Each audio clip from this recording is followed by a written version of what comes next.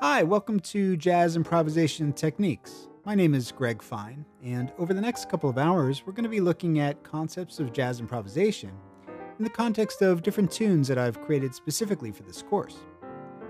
These tunes are representative of some commonly played genres and forms, such as those that you might play at a jam session or on a gig.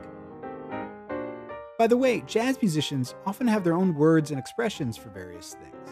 So when you hear me say the word gig, I'm referring to a job.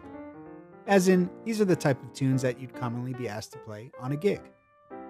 I often talk about the jam session as well, because this is where jazz musicians will meet up, sometimes for the very first time, to play tunes and improvise, away from the more formal settings of a gig. And those jazz musicians at the jam session or at the gig, well, those are called cats. Now, the companion course of this one, Jazz Theory Explored, gave an overview of the history of jazz, as well as an explanation of how jazz functions in terms of song form and structure, instrumentation, improvisation, and so on. There, I gave an explanation of the various types of scales and chords and progressions that are specifically relevant to the jazz musician.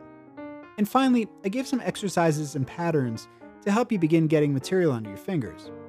So, it's a good idea to understand the concepts explained in that course, because they're really the foundation to getting the most from this course.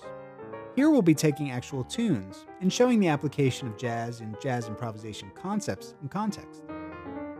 We're going to learn about the various devices, so to speak, that you can use in your improvisations, such as playing off of the melody, using space, playing inside and outside the changes, using tritone substitutions, pentatonics, and much more.